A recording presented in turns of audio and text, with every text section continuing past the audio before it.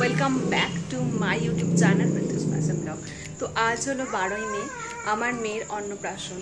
তো এই স্পেশাল দিনটা আরও স্পেশাল করে তোলার জন্য তোমাদের সাথে ব্লগ শেয়ার করব। তো চলো বেশি বক বক না করে লেটস গেট স্টার্টেড। আর এখানে দেখো সকাল থেকেই সমস্ত রিচুয়াল শুরু হয়ে গেছে। তো মেয়ের অন্নপ্রাশন বলে কথা, এখানে ঘরটট সব সাজানো হয়ে গেছে। দেন আমার বোন যে তত্ত্বগুলো নিয়ে এসেছিলো সেগুলো ওখানে রাখা হয়েছে। আর জল সইতে যাওয়ার জন্য ঘট রেডি, কলসি রেডি। আর এখানে তত্ত্বগুলো খুব সুন্দর করে সাজিয়েছিল। তারপরে অদ্ভুতভাবে আমার মেয়ে আজকেই বসতে শিখেছে। আর দেখো কত সুন্দর করে বসেছেও। হ্যাঁ, চারিদিকে যদিও বালিশ দিয়ে দেওয়া হয়েছিল, তবুও কিন্তু ও কনস্ট্যান্ট ধরে রেখেছিল জিনিসটা। আর একটা না, ও অনেকগুলো পিক তুলেছিল, অনেকগুলো ভিডিও তুলেছিল। তো তারপরও একটা ড্রেস পরেই এরকমভাবে ফটোশ্যুট করছিল বলে আরও একটা ড্রেস আমি ওকে পরিয়ে দিয়েছিলাম। তো তারপর হচ্ছে আমাদের জল সইতে যাওয়ারও সময় হয়ে যাচ্ছিলো, তাই জন্য আমি একটু তাড়াহুড়োই করছিলাম। তো কারণ টাইমের মধ্যে তো সমস্ত কিছু করতে হবে, তাই না? আর যেহেতু আমাদের নিচে জায়গা নেই, তো ছাদেই সমস্ত কিছু রান্নাবান্নাগুলো হয়েছিল।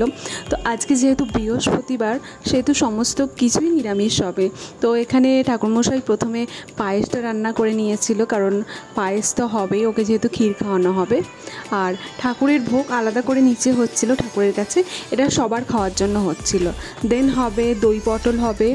আর নিরামিষের মধ্যে মোটামুটি যে সমস্ত আইটেমগুলো করা যায় সেগুলোই হবে। আর এখানে আমরা অন টাইম ছিলাম মোটামুটি, তো জল সইতে বেরিয়ে পড়েছিলাম। আর জল সইতে যাওয়ার ওখানে গঙ্গা পুজো করতে হয়। তো যে সমস্ত রিচুয়ালসগুলো আছে, ধূপ ফুল সব দেখাতে হয়, জল কাটতে হয়। তো সেই সমস্ত রিচুয়ালসগুলো আমি পালন করছিলাম। তো তারপর জল সইতে নিয়ে যাওয়ার পর ওকে সেই জল দিয়ে স্নান করানো হবে।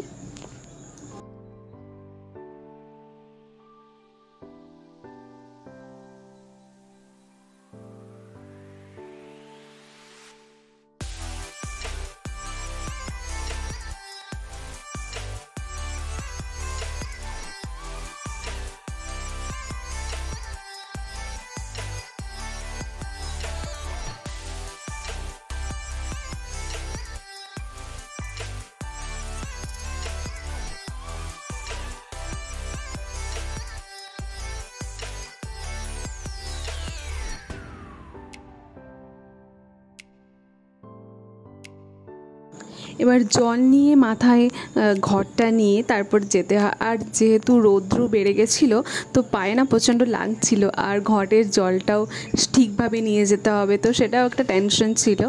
এখানে সবাই হলুদ শাড়ি পরে এসছে বলে সবাইকে একটা ছবি তোলা হচ্ছিল। আমি বলেছিলাম যে সবাই যে যার যে হলুদটা আছে সবাই পরে আসবে, তো সেই বুঝে পরে এসেছিলো।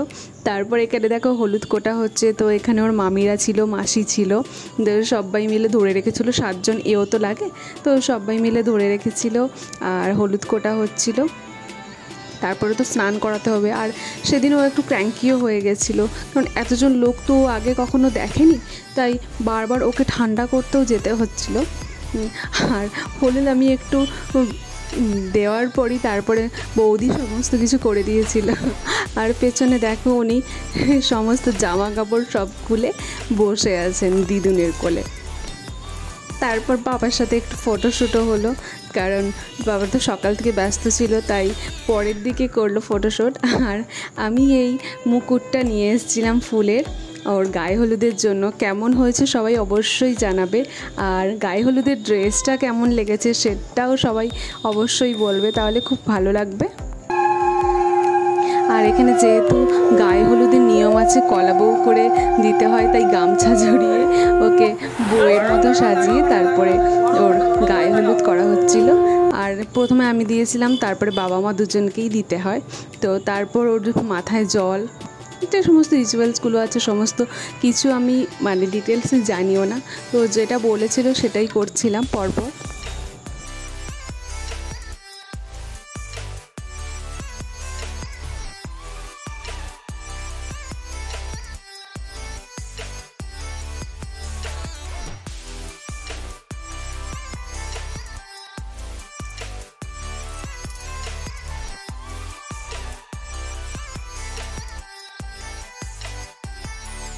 আর এখানে জানো তো অনেক রকমের কথাবার্তা হচ্ছিল, অনেক রকম আলোচনা হচ্ছিল, বাট কি করা যাবে, কপিরাইটের ভয় না অনেক কিছু সাউন্ড দিতে পারিনি, বাট দেওয়ার খুব ইচ্ছে ছিল।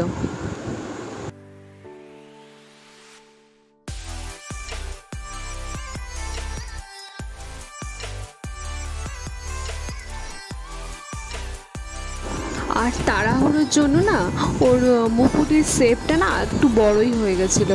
তো যাই হোক, বারবার আমাকে পরিয়ে দিতেও হচ্ছিল, কারণ দেখতে সুন্দর না হলে লাগছিল না, সমস্ত কিছু ঝুলে যাচ্ছিল।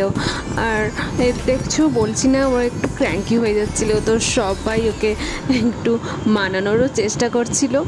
দেন তারপর শুরু হবে ওর মুখে ভাতের অনুষ্ঠান, যে সমস্ত নিয়মগুলো থাকে। আর এখানে সবাই সবাইকে হলুদ মাখাচ্ছিল, আর এইটুকুনি জায়গার মধ্যে না তাই একটু কনজেস্টেডও হয়ে গেছিলো। এরপর স্নান শুরু হবে। তো প্রথমে মামিরা, দিদুনরা, ওর মাসিরা সবাই মিলে একে একে স্নান করাচ্ছিল। আর ও কেঁদেই যাচ্ছিলো, কারণ এত লোকজন তো প্রথমবার দেখেছে না, তাই একটু ক্র্যাঙ্কি হচ্ছিল। আর ওর ভাতের থালাটাও আমি অন্যরকম একটু করার চেষ্টা করেছি, কেমন হয়েছে সেটা অবশ্যই বলবে সবাই। তো যতটুকুনি পেরেছিলাম এরকমভাবে আয়োজন করেছিলাম, আরও একটু বেশি করার ইচ্ছে ছিল, বাট করা হয়নি। তো এখানে ফুল দিয়ে সাজানোরও খুব ইচ্ছা ছিল, বাট টাইমের অভাবে না কিচ্ছু হয়নি। আর ওকে প্রথম ক্ষীর খাওয়াতে যেতে ওর অবস্থা দেখো।